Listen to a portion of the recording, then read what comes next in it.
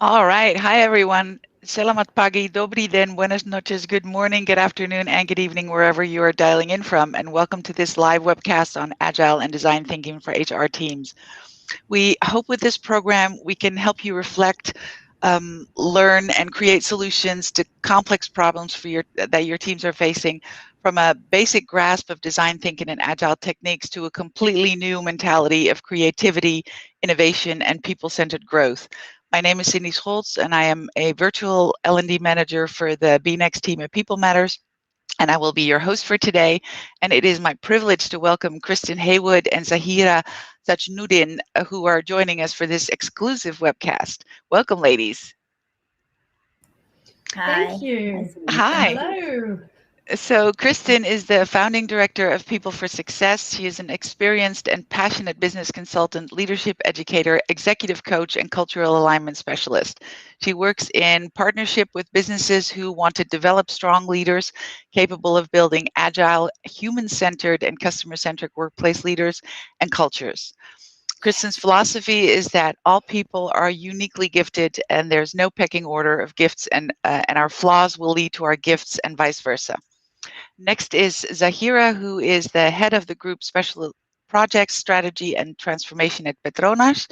She started her career at Petronas in 1999. After her scholarship there, she has held many roles in diverse businesses throughout her career.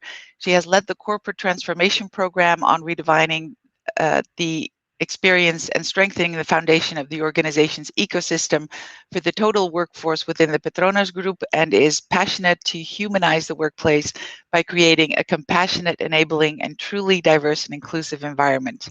A very warm welcome, Kristen and Zehra. I'm so excited that you're joining us today. Okay, so the Great to be format, here. Thank you. yes. And the format for today's webcast will be a panel discussion with our two wonderful speakers. Feel free to introduce yourself in the chat. Let us know where you're joining from. We're looking for a fascinating conversation here, so please don't be shy.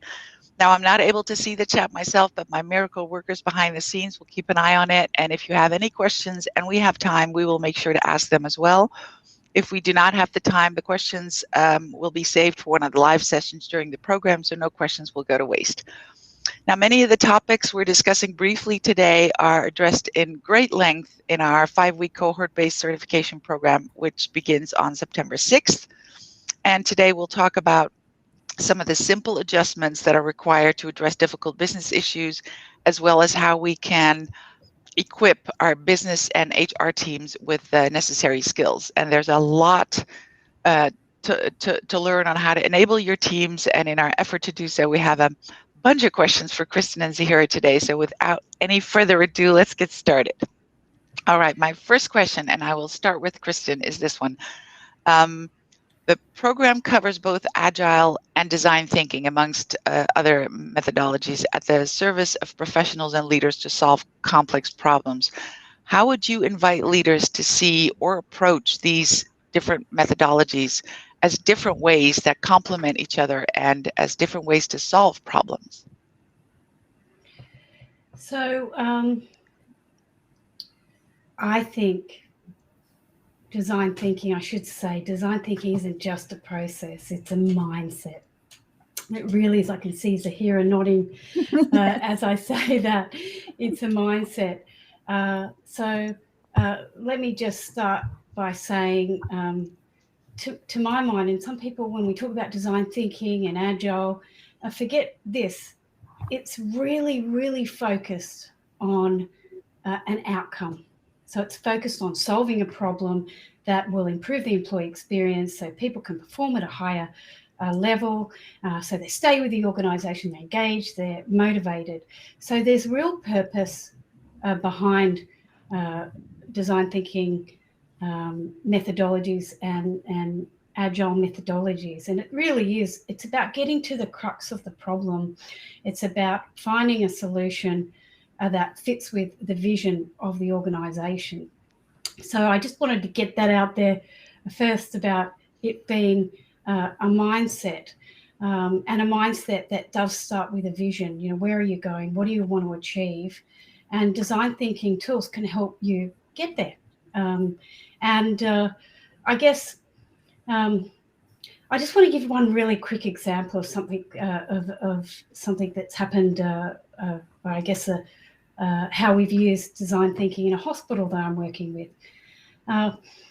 There was 30 recognition programs for this large hospital, 30 recognition programs, and yet none of the managers there actually felt that those programs got to the crux of what they wanted a recognition program to achieve, which was sort of a quick hit of motivation, sort of a change of energy for them to feel appreciated in that moment so that they could sort of take a breath, inhale and go, yes, change their energy and engage again with the patients, particularly in a hospital environment. And there was 30, so this big long list of recognition programs that just didn't do what the managers wanted them to do. So using design thinking methodology, it was about throwing all of that out and saying, okay, well, what do you want? Like, let's empathize with you. Where do you work? What's your day like? And in the end, they ended up, and I say they, not HR, because I believe that design thinking should be facilitated by HR, but then you want the people in the room who are going to use that tool or process or product. And they came up with a prototype, which was this tin box with a key that had coffee vouchers and meal vouchers and chocolates and a bit of movie ticket, a little bit of variety and thank you cards. Not very sophisticated, or technological, but something that they used straight away whenever they could in their busy environments. And it did what it was supposed to do. We only gave 10 kits away to test and prototype it. We changed it a bit, and now they're in the entire hospital and it's working well. So I hope that was all they needed for as a breather. But that's all they needed. That box was all they needed. Yeah, that's right. Oh, that's brilliant. That's brilliant. And I love it, like finding a solution that fits with the organization. So it doesn't matter if it's very hip or happening, or as long as it works, as long as it fits. Yes. Zehra, do you have anything to add to that? Yeah, sure. I mean, I was listening to Kristen. I was like, it's like listening to myself. We're sharing the same thoughts. So I'm like, oh no, what do I add after this? I haven't told my notes on this. But I think, I mean, design thinking, just like Kristen said, at the end of the day, it is a tool for problem solving, right? But just, it's more than just the process. So it's exactly like, you mentioned, it's the mindset, because it shifts the way you think about it, right? And so in essence, it's not just something, now if you have a problem to solve, it's not just whether it's HR or elsewhere, then the tool will help you, right? Because it is designed for that. But maybe I wanted to add is that, the signature aspect of design thinking and the whole process is that it begins and ends with the human experience. And, when I think about, and that's the essence and the beauty of it. And when you think about HR, human resource, right? The word. I mean, it's the perfect place for the solutioning of the human experience, right? And again, just like Kristen mentioned, and the beauty is you co-create these solutions. You are not just the person who says, hey, this is it, and you're going to adopt it. You bring everybody in. You co-create it. So everyone is invested, the stakeholders, your customers, they're invested and they feel valued. They feel that their voice has been heard. And I think the design thinking methodology in itself is a very simple.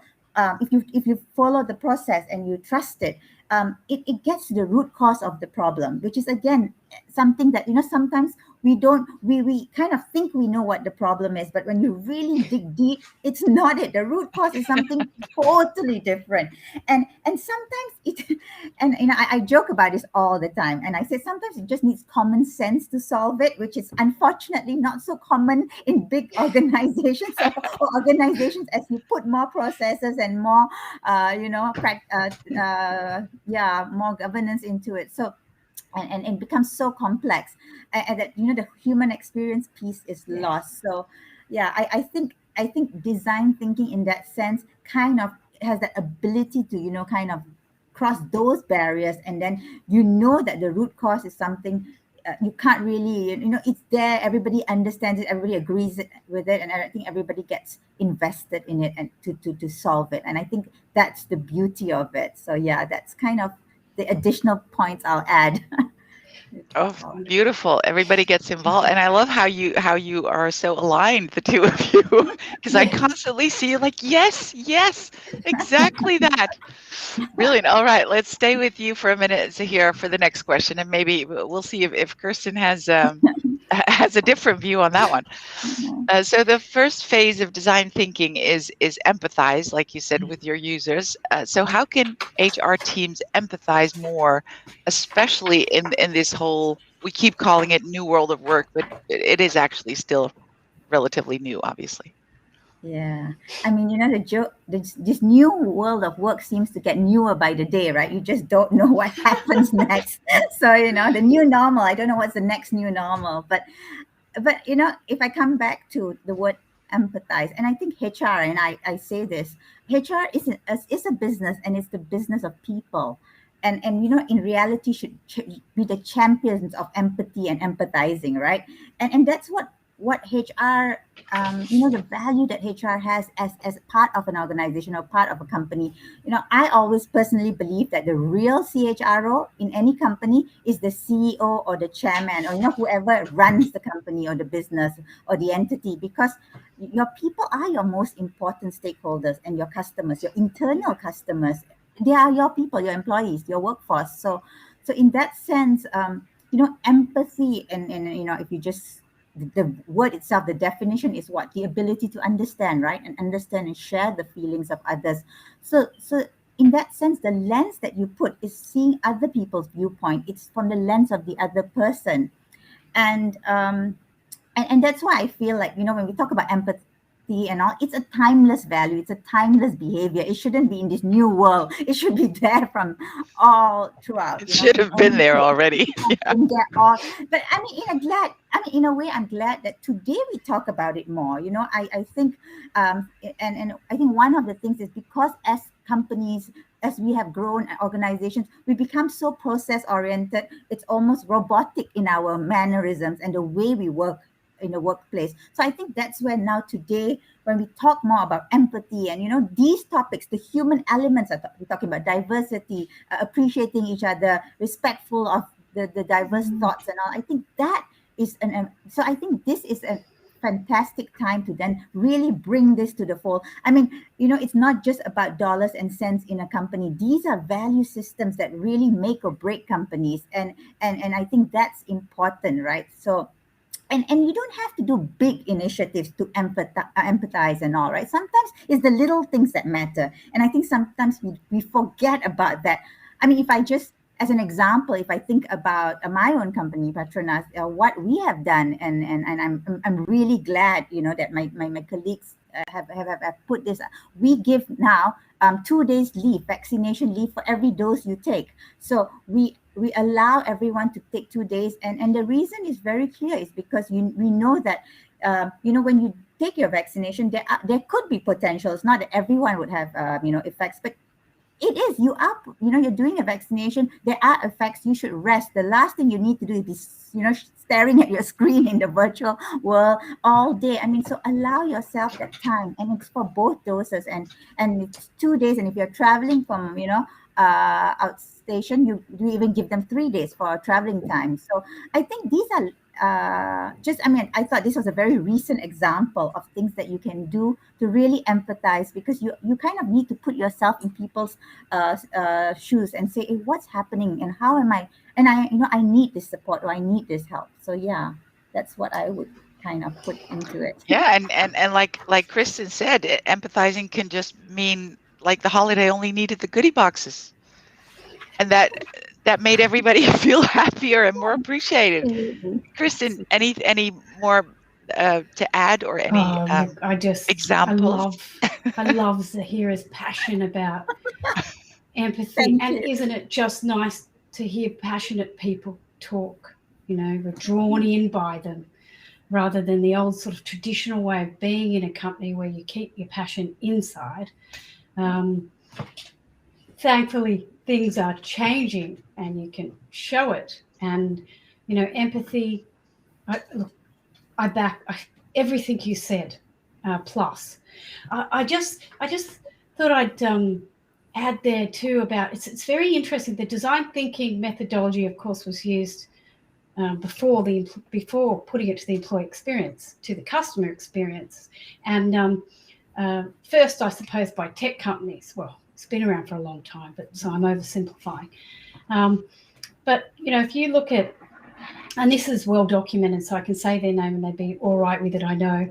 If you look at Uber, Uber was a company, or is a company, that was able to empathise with customers, with people like me, and came up with just all this wonderful technology to move me around in a way that suited me, rather than, because they empathise with me, rather than it just being, well, this is the taxi service. If you have to wait 20 minutes, or if this is just the way it is. But interestingly, that company, Uber, didn't match the employee experience inside their organisation, nor with the people who drive the cars. They're a very important stakeholder here. I found that, and looking at that, and they're changing things, of course, now with the whole cultural transformation program. But it's really interesting, that empathy piece. It can be a cognitive empathy piece, where you're doing an empathy map and you're getting into the mind of the other person for the purpose of improving the experience, but you're not really feeling what they're feeling. And what Zehra is suggesting, that empathy goes way beyond just, coming up with a cool product or service from a cognitive point of view. It's bringing your heart into it. And our employees feel that. They feel that we've designed something cool, or just to get us to work harder. Whereas, as I said, what you're talking about is really coming from the heart. And I suppose there's the other one thing I wanted to say about HR is, and I was a HR practitioner and have taught HR myself, so I'm in this category. I hope nobody gets offended, is that we tend to think like HR people. Yeah. And often the same types of people are attracted to HR. So we can be really quite internally focused. The other trap I think that you can fall into, which is different from design thinking, is that you can start in HR being more moralistic. You can get into that sort of moralistic trap where you think, you're still the police, and you're sort of judging people. That's the opposite of empathy. That's the opposite of empathy. Empathy is letting go of your judgments and getting into their world and seeing things from their point of view, not with your view, not with your lens attached to it. And I think as HR people, we need to do more in that space, to get out of our world. Often if you're in HR, you've come from quite a privileged background as well. There's a whole lot of, not always, but there is more need for us to really understand other people from their point of view. So yeah, thought I'd add that. Beautiful addition, thank you. And I completely agree with both of you. And happy employees make happy customers. That's if we keep that in mind, it's probably a lot easier to maybe just go with it and try it out if you haven't already.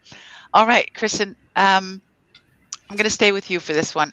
The iterative approach in the complex world moves us away from the one plan, the one big bang launch, to a more continuous, quick feedback loop approach to help understand the customers and act on it. How do we break the inertia of annual planning to be able to embrace that iterative, directional and changing planning? I actually think I'm still for annual planning. I think it's very important. I think it's just that you unearth the problems. You unearth the problems of your managers and employee, the things that are getting in the way of them doing the best work before you start that planning process. So you're doing empathy maps. You're having conversations, you're actually doing your empathy piece before the planning. Then you've got a list of the problems that and I personally think there's two major client groups. There's your employees and your leaders. We've got to make things easier for our leaders so that they're less administrative, so that they're out there doing their one-on-ones and being a leader. We can't ask them to be a leader if we're going to weigh them down with paperwork. So there's those two client groups. So I think you do your annual planning, but you do it from a different point of view, not your point of view. You do it from, well, what are the problems that are holding our staff or our people back from bringing their best work, and our leaders from actually leading? For example, you might have a statement like to find a way for employees to start working towards their next career move might be one of your goals. So and then you can say in your planning cycle that, okay, we'll do two prototypes by a certain date, and we'll test those A and B, and then we'll come back and see if it actually hits the vision. We'll do our testing. So I'm all for planning, just in a different way. Gotcha. What about you, Zehra? How do you feel about planning? Yeah, being in an organization for more than 20 years, planning is part and parcel of how an organization runs, right? Like their annual business cycle, you have to have it. And just like Kristen said, I think it is something that is needed, right? You kind of need to still have some kind of target and put in assumptions of how you want to run the business and all that. But I think two elements when I talk about the planning process. Firstly, in a general, right? When we talk about in a company, I've noticed, and I don't know whether this is across other companies, but I know at least, when we have that annual planning cycle and when it's presented to the leadership and, to the boards and all, we're talking about the business elements, we're talking about all these other things. And then there's maybe perhaps, a section on people, right? And usually, yes, HR carries that. But even the way it's presented, it's like almost like, okay, by the way, there's also this people aspect. Everyone's so focused on just the business, but they don't realize it's not that a business delivers the strategy or delivers the bottom line. It's the people in there that delivers the bottom line. So I think, but to me, this is why I always say the CHRO needs to be the CEO, because they have to stand up and say, hey, the people is such an important element of a company. I want the people agenda to be up, just like sometimes people need safety agendas, but if it's something that really matters to you, then you have to be told to the organization that it matters, right? The people agenda should be ahead of all your other number crunching and plans. Because they're your energy source, right? They're your energy source. Exactly. Right. Your energy source. But I think that's one element I would really say in terms of the planning process. But the other piece, I think, is while it's good to have some level of planning, I think we all know we can't predict the future. We don't know what we don't know. I think that's the reality. And if anything, this pandemic has taught us that, right? I don't think any of us in our lifetime even realized that we would have a complete lockdown of the world. I think I know that it's so incomprehensible, but it happened, right? We're living in this disruptive world, and in the corporate world, we coin it called VUCA, right? If you know, volatile, uncertain, complex, and ambiguous, and even chaos is now added to it. I hear it's VUCA, so I don't know, but like I say, there's a new normal every day. But I think that's where the reality is, because it is disruptive and all, the real essence now, especially when we talk about people and workforce, is the pace, right? The pace of how we can bring about change. Long gone are the days when you do 5-year, 10-year strategic planning and business vision planning. You can still do it, but you're lucky if your strategy works for 1 year or even 6 months, because the pace of disruption is unbelievable today. We are living in a completely different era. So the pace, the speed, the agility, and I think that's the shift in people, the mindset, the way we work again. And a lot of companies are not nimble and flexible enough, and I think this is why startups do really well. I think, and this is where I always feel sometimes big corporations, the bigger you grow, the less nimble you become, then it's harder for you to maneuver, right? And the lines get longer, the processes get bigger. Yeah. So you can't, and I joke, I come from the oil and gas. I say we're like an oil tanker. It's very hard to move an oil tanker rather than a speedboat.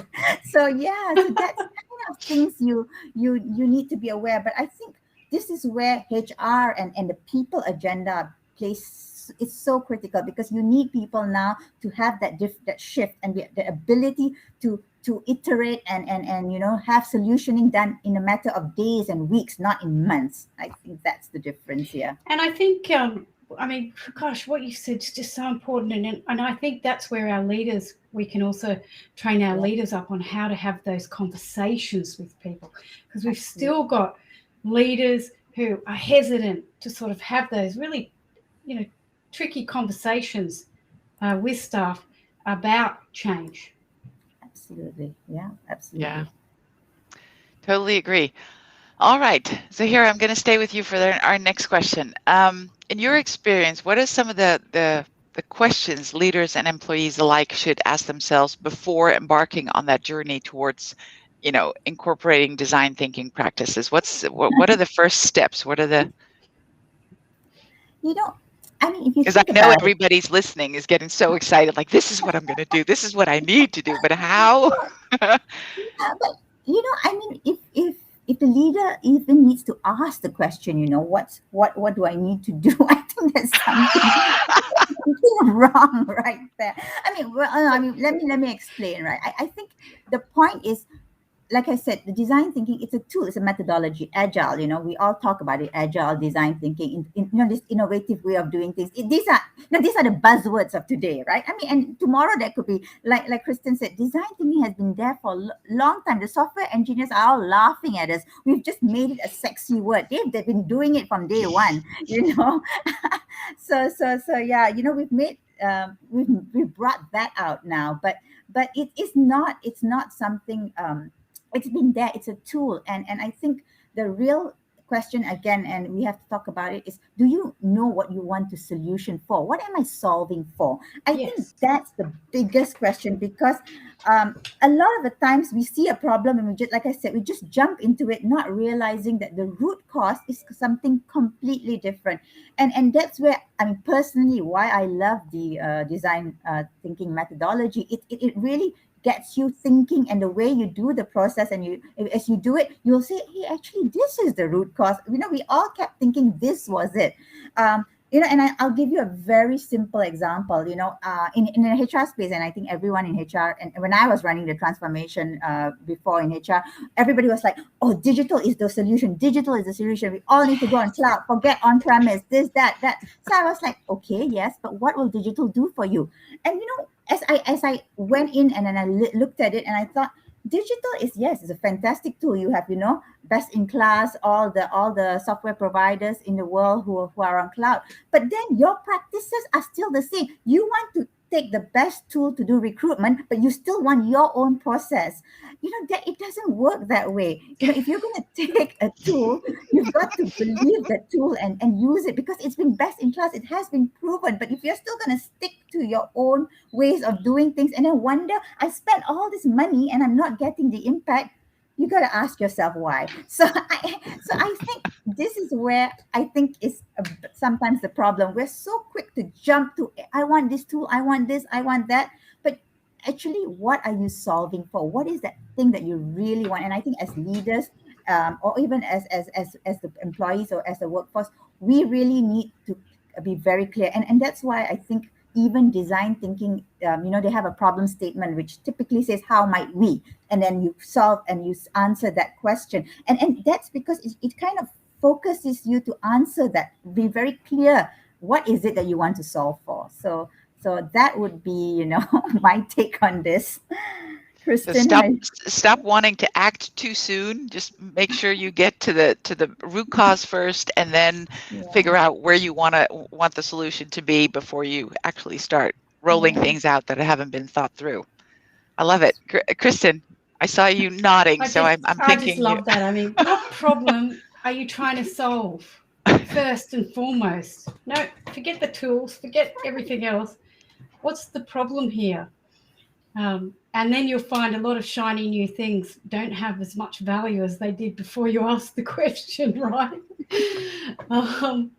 So I think, and that also goes back to that little recognition kit. I mean, you can do some really cool things, but here we are giving a little box, almost old-fashioned box out that worked, solved the problem.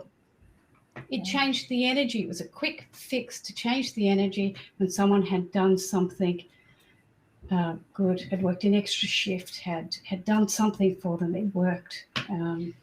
It sustained them for longer than they would have ordinarily have been sustained.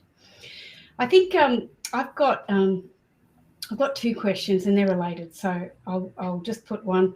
Am I prepared to give up the old ways of doing things in HR? Because there really is a way to do it, and it's not what design thinking is suggesting here. It's a completely different way of doing it. That's one thing, but the really good one I got is, am I prepared to receive good quality feedback?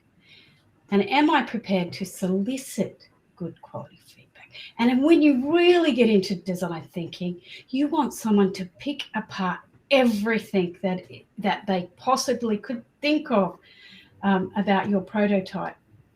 So you throw your prototype out and you say, pick on it. Give me everything. Now that's not that's hard. Traditional. Yeah. That's not, well, it's not for software engineers.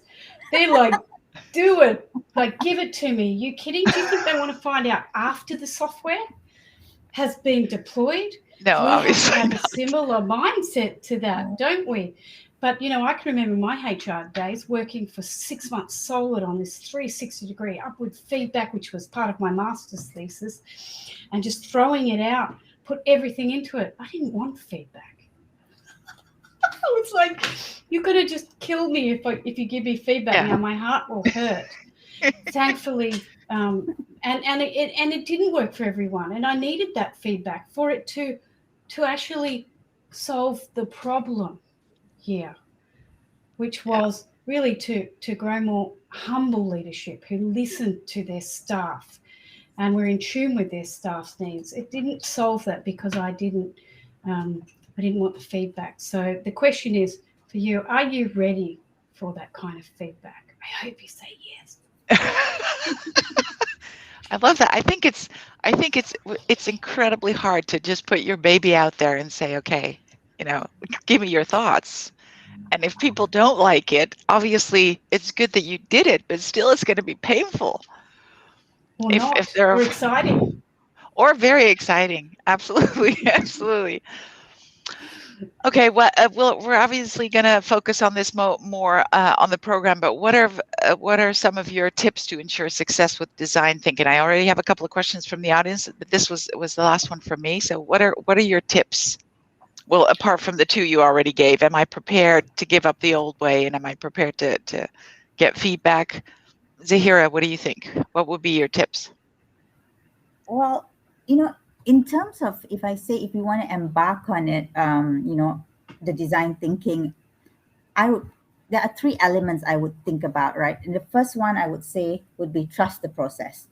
And I think, I know we're telling HR people to be less process-centric and be more humanizing, but in this sense, I'm saying trust the process of it, design thinking, because it is an iterative process. And to be honest, when I was in HR, that's what I did. I created these HR design studios, and the thing was, I had to get my peers, the whole HR leadership team to do it first, because you get everybody else committed and involved. But if you don't get at the end of the day, even the decision makers and all the top leadership involved, they don't understand it, right? But once you get them involved and they are invested, then the whole process becomes better, because if they've gone through it and they understand the method and the process, and they are convinced that it does give you good solutioning, then when you are also doing something and you're pitching your solutions, they the first question they'll be like, did you take it through the studio? Did you do the design thinking method? Because then there's a little bit more, there's a higher level of I guess, credibility and confidence, right, in that solutioning, because you've gone through that process, and you've got to trust that process. I think it's so important, because I know I've tried a lot of these processes, and sometimes you want to you think that you can, short circuit it and try and, jump the steps, but it doesn't work that way. So that's why I say, trust that process, go through that process. That would be my first one. But the second one, which I think is very, very important, is that, what I love about design thinking is it gives everyone a voice. Like, everyone has a voice, and your voice is sometimes said through that sticky note or post-it note that you put as you go through that process, or whatever tool or method. But when I say that, what I mean is, when you bring people, when you co-create, it's not just the loudest person in the room's opinion that gets said, because everyone has to put something, everyone has to say, and sometimes hierarchy comes in the way of solving a typical problem, right? Because if you're like the leader, or you're the highest paid person in that room, everyone else sometimes has there's deference to power, and people do not speak to authority. There are companies and cultures, I have to say, it's still very prevalent in certain parts of the world, so and in certain cultures and companies. So that's where the beauty of this is, everyone has a voice. You will put in, and I think that's where you get that real richness of ideas and creativity. And the third thing that I think is very, very important is, you need good facilitation. You need to have somebody who can actually draw you in, a facilitator who is not judgmental, who is not biased, who's objective, and is challenging you on your insights and your solutioning, not on your outcome, because that outcome comes from the team. But the facilitator has the ability to draw you into that process. So that would be, if I think about it, that would be the top three in my head of what you should think about. What about you, Kristen? I was just going to say, I'm a facilitator, so that's music to my ears. And I actually think it's one of the most underrated leadership skills, facilitation. I think every leader needs to be a facilitator. Look, I'm just going to say ditto. What can I say? I mean, the only thing I would say is just what Zehra said previously. You need to unearth the problems that will lead you to the organisation's vision, the people problems. That's where this starts. And in fact, that should be what human resources are doing anyway. Yeah, totally agree. So trust the process, give everyone a voice, and make sure your leaders are facilitators. Brilliant advice. All right, we'll go with the first question from the audience, because we still have a couple of minutes left.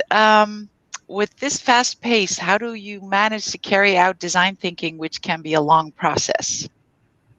I like that question. So the question, frankly, is, with everything changing so rapidly, how do you implement design thinking, which could take a longer time? Who wants to take that? This is Zehra's question. I'm sure of it. Yeah. That's a very nice way to, get me to the. No, I know you've got the right answer here.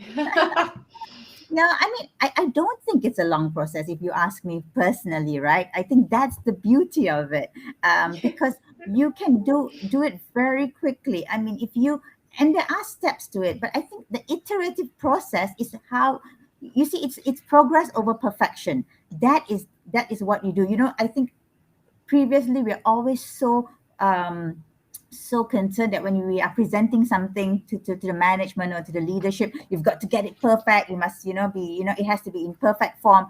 But I think with design thinking, when you come up with your concepts and you iterate and all, it's just that whole process itself allows you to evolve, and you make your mistakes early on, so that your end product is much better, and so I think it's not a long process. I mean, you can even get to your insights canvas or matrix in half a day, or I mean, it's that quick. It's just how you take it, and that's where the facilitation comes in again, right? You got to you got to be focused, and you can do it very quickly.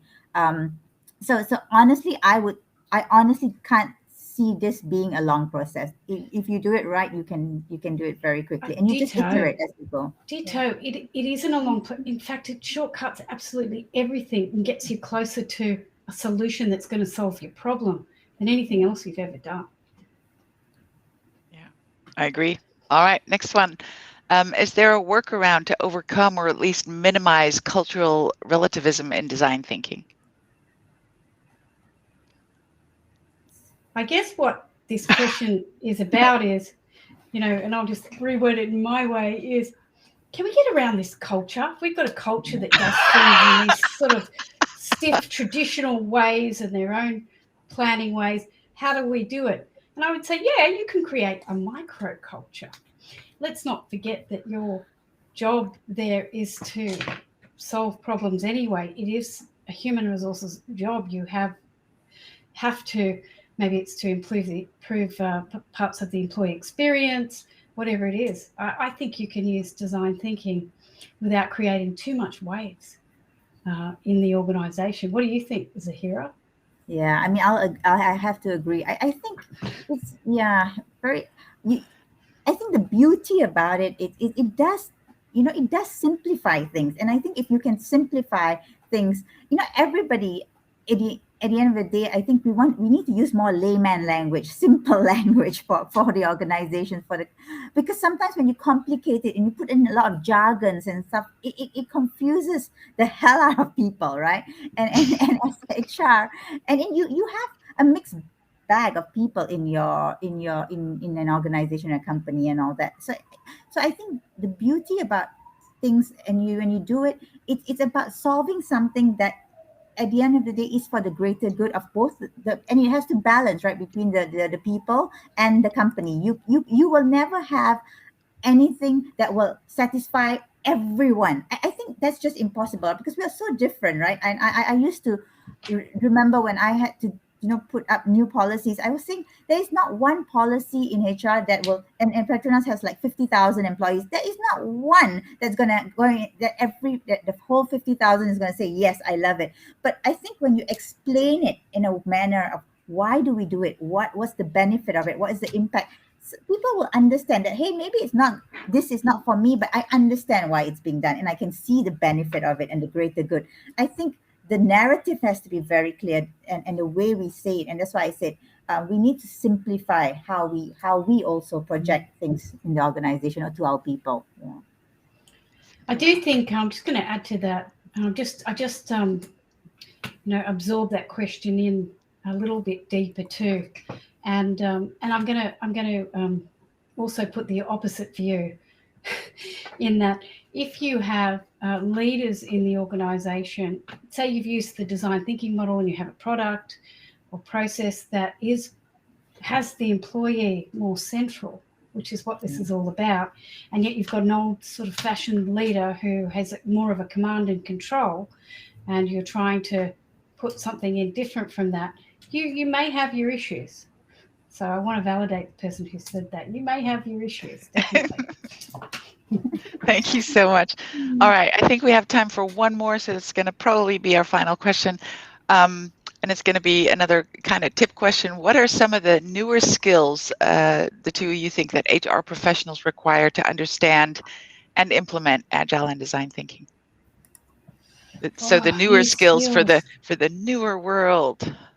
Well, the design thinking mindset, of course, and the Agile tools, goes without saying. But I would like to see, I guess, and for HR, again, more, it's not such a skill as more as a practice to listen, to really listen to people. You don't need to go and do a course for that. It's about dropping out of yourself, getting into a humble space, dropping your judgments, and really trying to listen to the workforce for me. And the only other thing I would say is diverse thinking, which ties in with that. What about you, Zehra? Yeah, I mean, I agree. I think at the end of the day, if you think about it, HR, like I said, the business of people, it's just about us being ourselves, like as human beings. What would your fellow human being want? Don't come into the office and be robotic about, I need to have these processes and this and that. Yes, you do need to have processes. I totally agree. But humanize it. That's kind of why I use that word a lot, because, and I sometimes I say, pause, I see you. I used to have a lot of quotes, and pause, I see you means, I'm seeing your lens. I'm trying to understand you. I'm listening. Kristen's words, I'm listening to you, because I think that's important. If we establish a deeper understanding of each other, I think the workplace becomes all that more beautiful, right? Because you enjoy the best times of your life are with people who understand you, right? They accept you. I mean, you can be as eccentric or as different from them, but they accept you because they understand you. So I think that's important, right? And if we allow the workplace to be a place of understanding, of compassion, of care, it becomes all that much more beautiful for everyone. So that's my. I can see it now. I have a very vivid imagination. I can just see it now. I see you. I love that. And the listen and the empathy and the humanize and the diverse thinking. I'm so sorry, ladies. This is all we have time for today, but thank you so much, Kristen and Zehra, for sharing your wisdom on the subject. I know I learned a lot, even though I agreed on most of it. All right. So the People Matters BeNext program on Agile and Design Thinking for HR teams is starting on September 6th. So that's going to be this Monday.